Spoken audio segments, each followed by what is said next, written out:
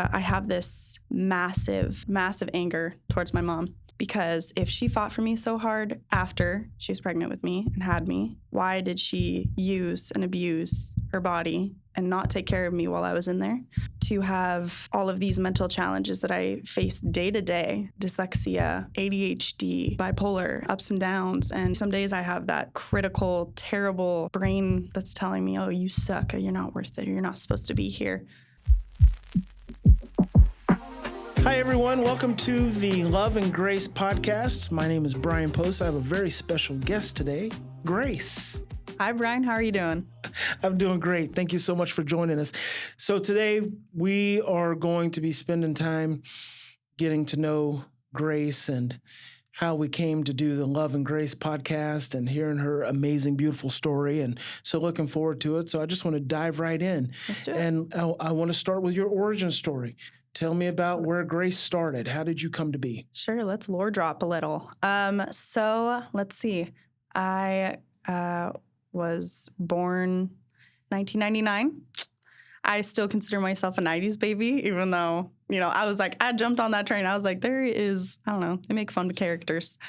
Born in 1999 in the summertime in Auburn, California, at the Auburn Grace Hospital. And that has nothing to do with the name. Nothing to do with the name. But I thought it was kind of a cool sentiment I would like to add. I was born tox positive to alcohol, meth, and heroin. My mom came in a single mom and said, I'm having a baby. And they said, okay, what's your record number? She said, I've had no prenatal care. I'm just needing to deliver this baby.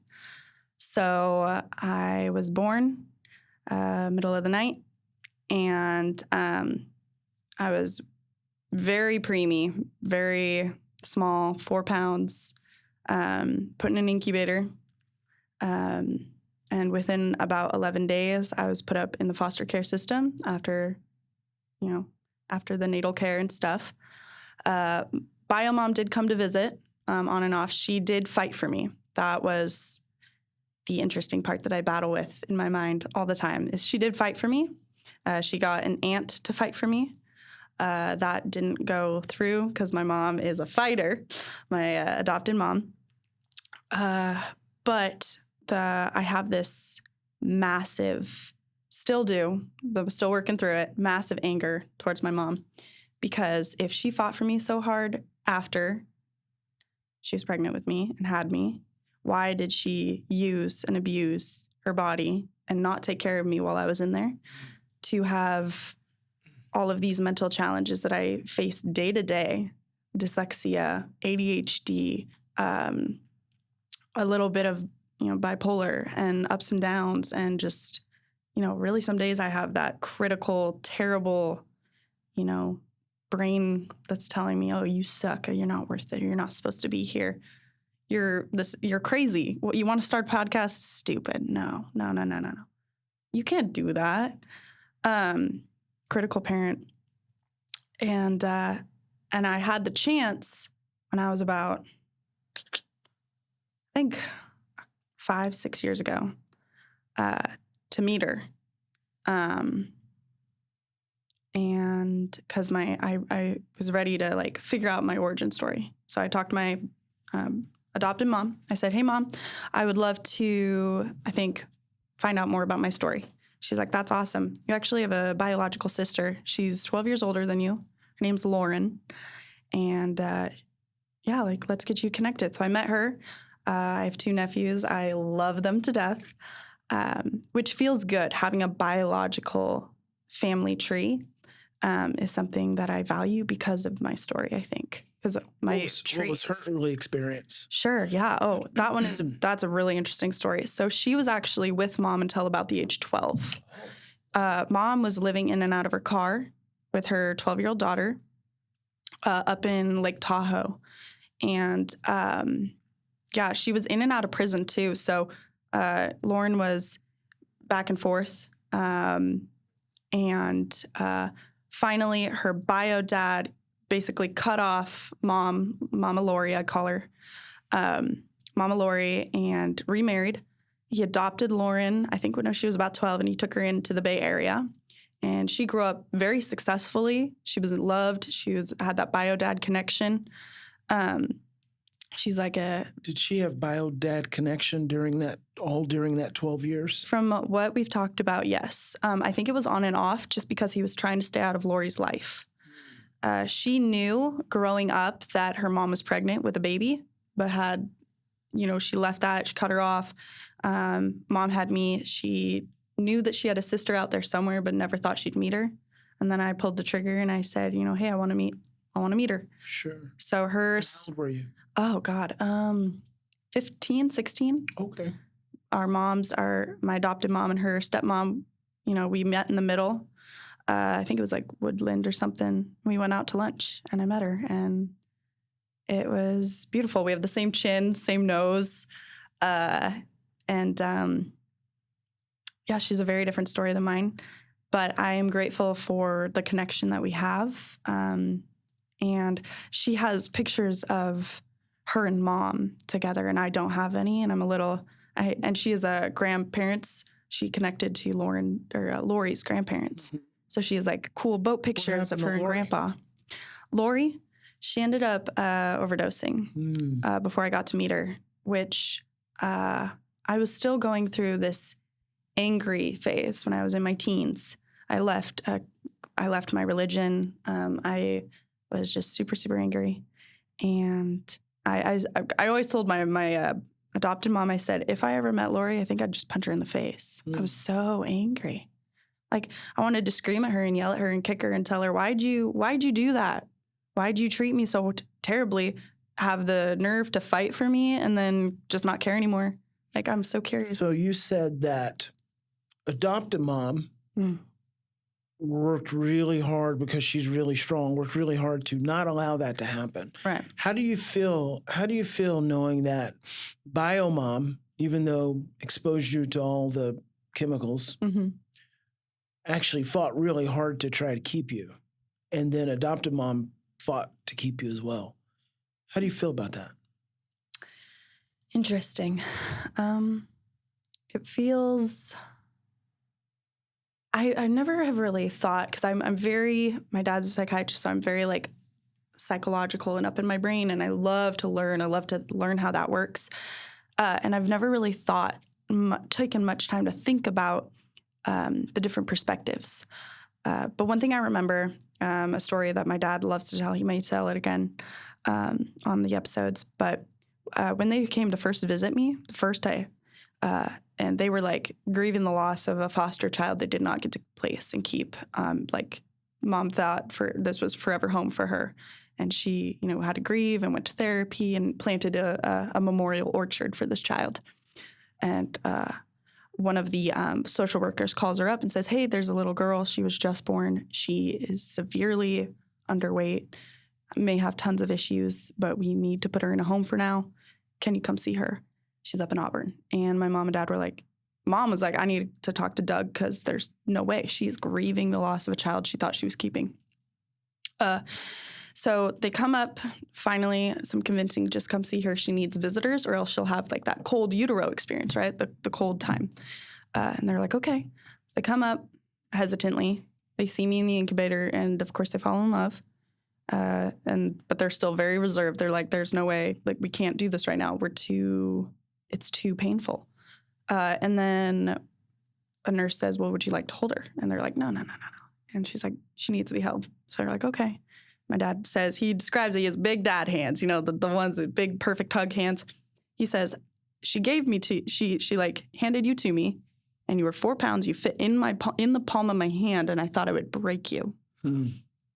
And as they're holding me, this is the point to the question, as they're holding me, the nurses there are not supposed to take sides, right? That they're not supposed to do that. That's against the law and stuff.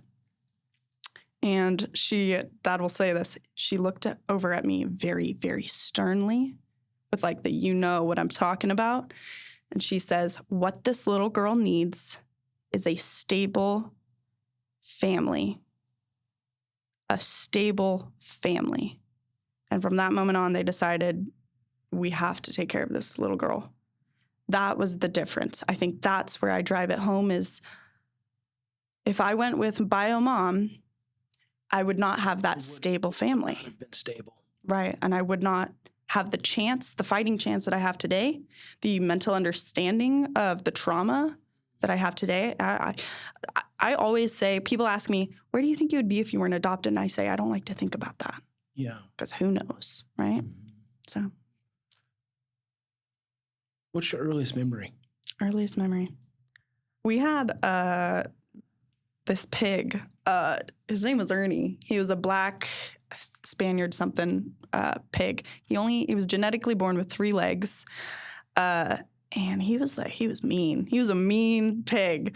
And I remember, I think it was like a birthday or Easter, and we're sitting out there in the yard at a celebration, and this pig just starts charging me. Ernie starts charging me and my older brother Walker, I guess. And he he grabs me by the hand. He's like, come on, Grace, we got to run. Ernie's after us. We start running away from this pig. And mom comes out and she kicks the pig. She's like, stay away from my kids. It's like, I remember that. That's great. How old were you? I think I was like 2. Oh. I was pretty young, but yeah, that's like one of the core memories. So you have several imprints of your mother being protective. Yeah. She is a strong woman. And She I is. think I actually remember her telling me the story of you when I first went to work with them in their home. And that was for your little sister. Oh, yeah. What does it feel like being a meth baby? What does it feel like to be a meth baby? It hurts. How does it hurt? You're like taking a back seat of a trauma-based conversation between your parents, and it's in your own brain, and you have no say in the conversation. And it's like growing up with little words to my own knowledge and understanding, like first grade stuff. I always explained that I feel like I have this knot of like string clouds, dark gray in my brain somewhere, and I will never be able to untangle it. It's not my fault that it's there, and it affects me every single day of my life. That's what it's like to be a meth baby. It's not your fault, and it's there for good and treatment and meds and countless hours in therapy offices can only do so much. It's an internal battle, and it's something you just kind of cope with. And it's not your fault. That's a fantastic description. There are so many children, adopted, fostered, biological, who have been exposed. And, I don't think that we spend enough time asking them how they feel. Yeah. How they feel just as a human being. So it's very interesting. That gives me a very clear picture.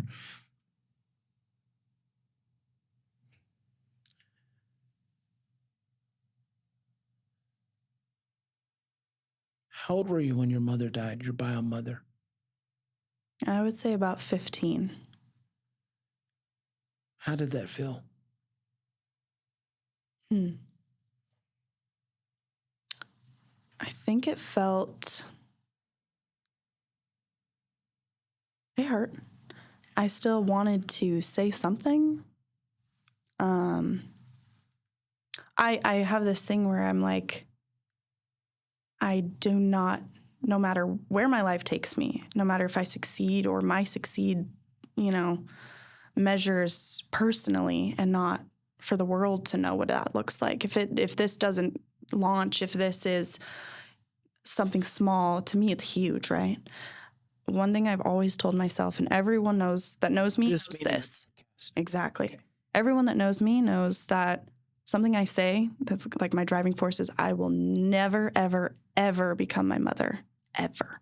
And I mean bio mom. I would love to be my mom. I mean, I'm already picking up some of her habits, but that is the thing.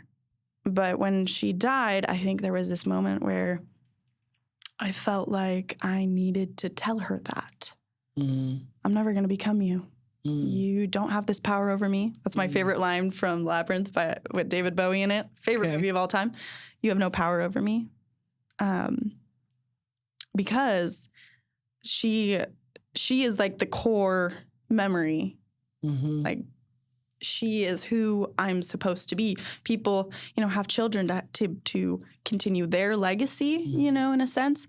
And so kind of, I wish I was able to tell her that this is not your legacy. This is my legacy. You are just the stepping stone that some of the struggles come from in order to shape my story. This isn't about you.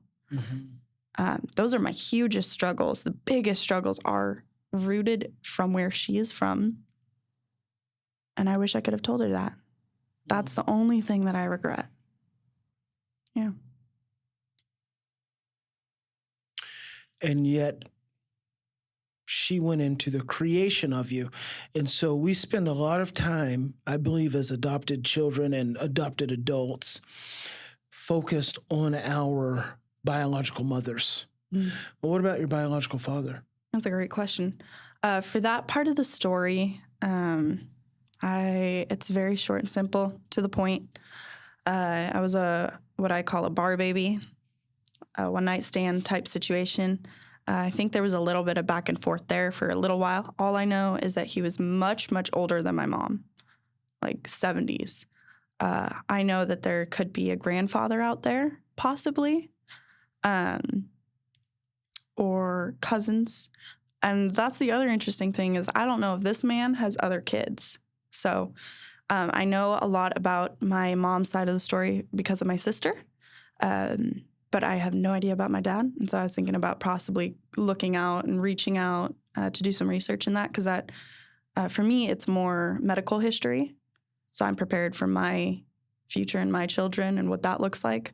But it is also interesting to know what happened. Who is it? It's a question. Yeah, no, I think it's potentially important. And as you're saying that, it actually brings me back to your bio Lori, right? Yeah. I would encourage you to explore further the good things that you got from her that make you who you are. Because without her, there would be no you. Right. And even though she made bad choices, all of those bad choices went into making you who you are. And so it's easy for us to get focused on the bad choices, right, without realizing the bad choices also go into the creation story.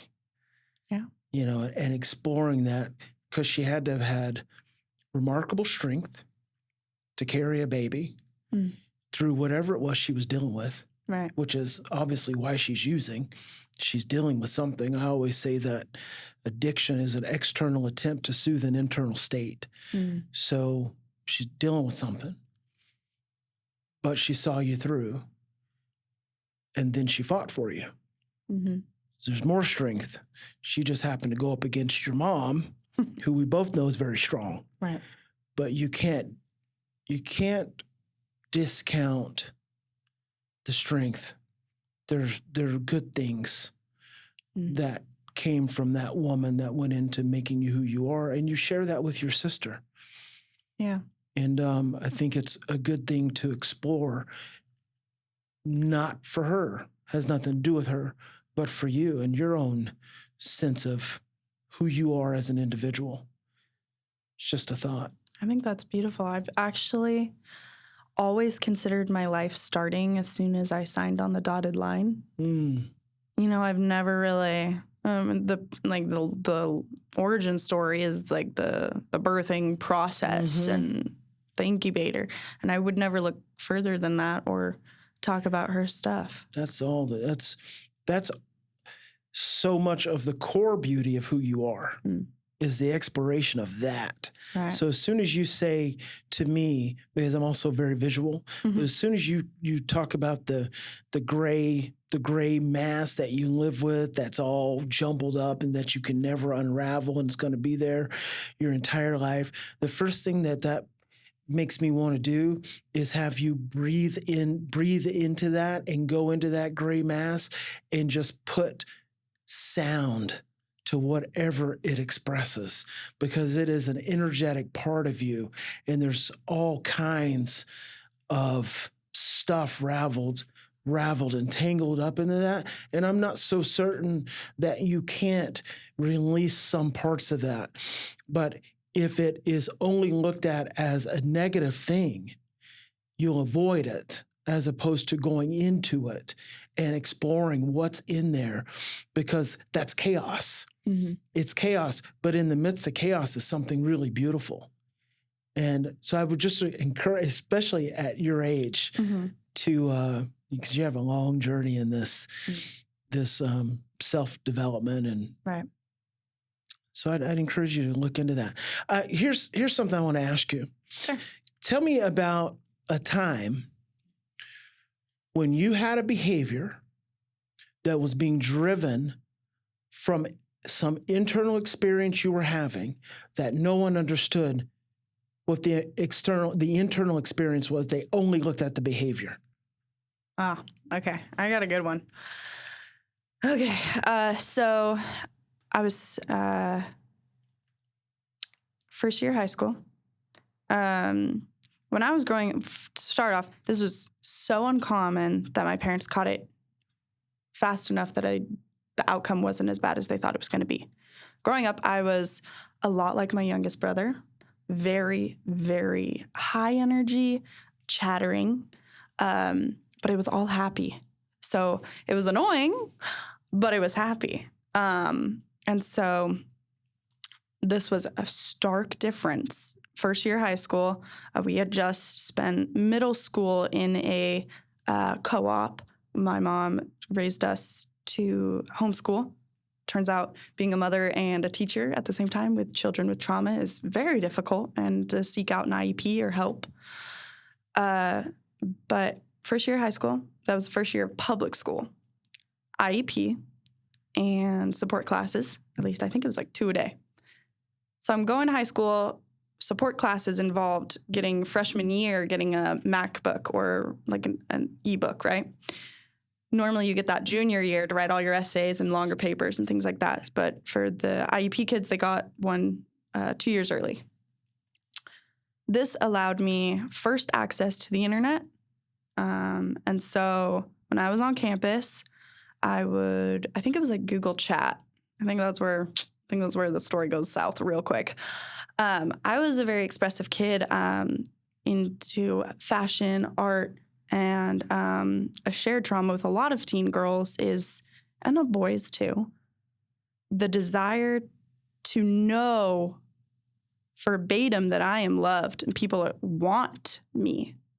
As a core trauma is, am I wanted? Am I worthy of your love? And I don't want you to just want me. I want you to be obsessed with me, that you can't get enough of me. You're going to always be there. You're never just going to leave. Oh, that's good. Right? So very flirtatious growing up. I thought I was talking to a teen boy in our school through Google Chat. We had a school email. I would log in. I thought this kid was like in drama. So, I signed up for the drama class. And so we were just chatting. At first, the messages were short, weird, and I was like trying to get more because I was hungry. I had this God-shaped hole in my heart, this trauma-shaped hole, and I was trying to fill it without any guidance. And I was kind of doing the rebellious, like, wear one outfit that your parents approved up to school and then wear what you wanted at school type thing. And so I was kind of getting like a high off of doing my own thing and being a little rebellious and a little sexy and having a little fun, So I was like, I'm going to start a relationship with this person online. And then a couple days later, I'm acting weird. My mom doesn't like it. She's like, what's going on? You're acting weird. I'm just dancing in the rain. I'm just expressing myself, whatever. Okay, cool. Weird. 3 days later, and I hold myself to this, like, I feel so good about this. I've never once been called into the principal's office ever. I've never gotten in trouble. I don't like to get in trouble. Makes me feel really uncomfortable. I'm sitting in English class, which is the hardest class for me, and the class that I don't have IEP support. So they go, "Can Grace Lidge please come to the principal's office?" Of course, classic. People start laughing, going, "Who's Grace Lidge?" Nobody knew me. I was like that quiet kid in the corner. I'm embarrassed. I go up, I get a hall pass, I walk to the principal's office, and I walk in, and there's a police officer sitting in the office with my dad. And the principal goes, "Grace, please have a seat. Do you have your Chromebook with you?" And I said, "Yeah, here you go. Sit down." I am like, I'm going to jail right now. What did I do? And turns out, long story short, I was accidentally and not on purpose speaking to a sex cult type thing. Trafficker. Exactly. And the scariest part is that my school was like 10 minutes from the 80, straight to the bay, gone within a day. Could have been, right? Wow. We were already talking about meeting up. No idea. And they said, yep, they confirmed, like, yep, this is one of the guys. Because once I started asking questions like, this doesn't seem real. Who is this? It was just a chat to get me in, right? Yeah. Then they put somebody to like bait more, right? And I just wanted somebody to love me. And so my dad will always say, the scariest part that still scares him today, that I had to do a lot of like mental research on, like figuring out why did I act like that, is when they were like, we can't handle this kid anymore. She's a danger to herself and our family. My dad says, you acted so calm. You said, what's the big deal? Nothing happened, so I'm fine. So they ended up sending me to treatment. They could not take care of me because I was a danger to myself. Oh, so the episode of you basically being manipulated by a trafficker, driven by your need for deep love and claiming and acceptance. Being unheard in that. Mm-hmm. And I have another question to that. Sure. But that episode actually ended up in you being sent for treatment. Exactly. That's fascinating. So it reinforced the lack of love. Their fear. Their fear. That's really intense. Yeah. Is it possible that there's anything that they could have done to make you feel the love you were craving? Yes. Okay. But what I know now, I want to do two things to this. I want to say what I would have thought then and what I think now. What I thought then is no, because I would have ended up in another therapy office with a therapist telling me, do you realize how dangerous that was? Are you okay? Do you want to tell me about that? No, I don't want to tell you about that. I'm embarrassed that it's still an issue. I wouldn't have known. Knowing what I know now in the line of work that I do with the training that you've taught us, I would have been like, I want a hug. I want you to let me wear what I want to wear to school, not make it such a big deal. Maybe encourage me in a more appropriate outfit, but say, wow, that looks awesome, instead of saying, let me check your backpack for more clothes that you have in there. Let me blah, blah, blah, blah, blah. Support. Feeling heard. Somebody had to say, let's go to a Christian single group. Let's go do, anything. Any supportive thing that wouldn't have led me to another therapy office. Do you feel like your parents feeling helpless, not knowing what to do, even though your dad's a psychiatrist, they were using the therapist to try to show you that they loved you? I feel like every parent feels like they're coming from a perspective of love without truly understanding how to make their home what love is and how to make their home a therapeutically and available environment. There's a difference there. We want to put them together, but we just don't know how. Yeah. Because we were talking about, the pre-built-in way of parenting because of their parents breaking the cycle. So, I mean, there is things they could have done, and it just ended up leading to a family separation for about 4 years, turned into 7. Wow. Got in a terrible relationship, narcissistic, manipulative. And the weird thing is why I stayed for so long is I was 19 when I got with this person. They were 34, 12 years gap. Because I was so impressionable, I did fantastic in my program, flying colors, valedictorian. Everyone loved me, friends with everyone. I ate it up. Star child, they still talk about me today. Ate it up, still impressionable because I never got the family support I needed in the program, right? It was the separation of program and not building the relationship that you talk about all the time. I was 19, impressionable. I have this weird drive that I need a lot of money in order to be worthy. Goes back to the core. He had a lot of money. I got in with him. Sweet talked me, blah, blah, blah, blah. 7 years later, I'm crying on the phone to my parents. I say, I have $38 to my name. He's manipulating me. I have nowhere to go. I cannot buy a plane ticket out of here. He took me to the middle of the States. Seemed all nice, right? On the outside, totally fine. And I was impressionable. And that was the moment that changed. That's when I felt I was welcomed back home, is because my mother, she was talking to somebody in her AA stuff and was talking to her about, what do you want to happen in the future? You may never see your daughter again. 5 years, she might realize she's done. She needs to leave him. 10 years, 20, 40, you may never see her again. What are you going to do? Are you going to have this good relationship with your daughter, or are you going to resent her and not the problem that she is with? So she said that she would take herself out of the situation, the pain of it, because it was painful, scary to see her little girl being manipulated right in front of her face. She said she just loved me through it.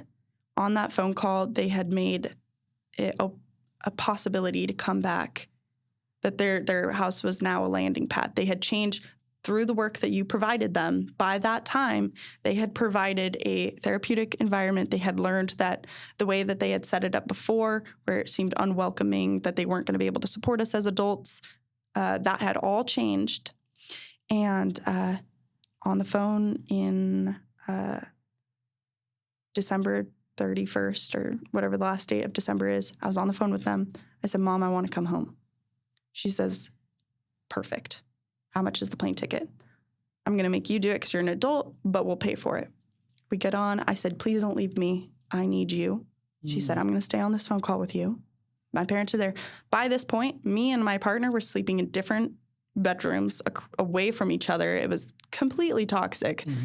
So I'm sitting in there. I'm whispering. I'm saying, I need out. She says, how much is the plane ticket? Here's the money. I booked that plane ticket. I've never booked my own plane ticket before. 2 bags. I went in the room. I pretended I was doing laundry. Took my favorite things, comfort things, shoved them in a bag. I had to leave my cats, which still really hurts. But that's a trauma I still deal with, I think. I couldn't separate them, and I couldn't take them both, and I couldn't take them at all. I snuck out at 5 a.m. in the morning.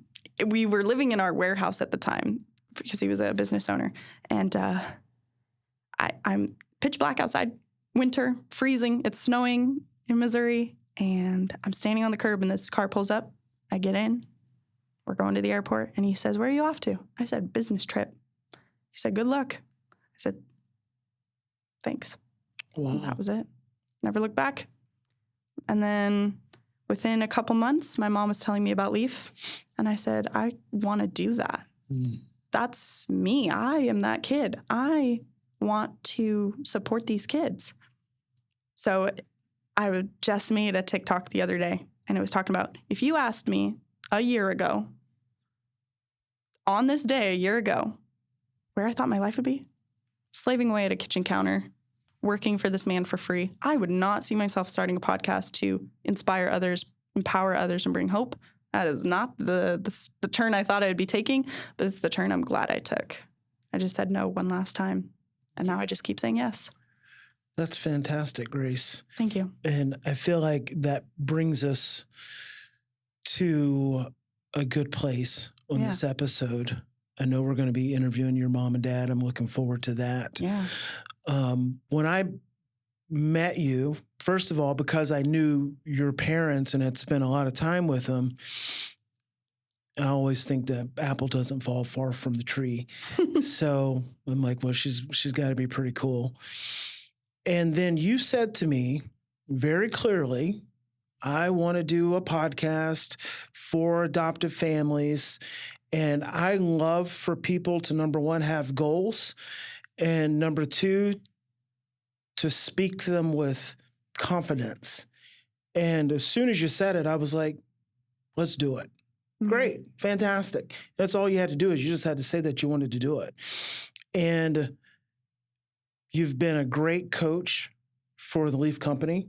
So that's a plus. Sure. You know, you're astute. You're attentive. You have a heart for families. You come from a place of pain. You're challenging your growth. You're learning. She used a term, therapeutic environment. It's a common term we use in our work, and it's really about creating an environment that responds to a child and an individual, almost like a therapist 24/7. Not that we're asking parents to be therapists, but to be able to be present and attentive like we would like therapists to be. Not that they're usually like that, but Sure. I am really excited for this podcast and what it's going to be able to offer to adoptive families, like what we come from, and for adopted children, to give them an opportunity to be understood at a different level, because what you think you're seeing is only scraping the surface. And so I'm excited for you as the primary host of this podcast to be interviewing and talking to parents and talking to kids and just really digging into the reality of adoption and living adopted. And so super excited about that. Yeah. So thank you. Yeah, thank you. Thank you for your courage. I'm so excited. Thank you for sponsoring this opportunity. Yes. Seeing something in me that we can use. So yeah, 100%. Thank you. All right. That's it for this episode. Thank you for joining us here on the Love and Grace podcast. And you can find us on all the major social medias, Instagram, YouTube, Facebook. See you next episode. Bye.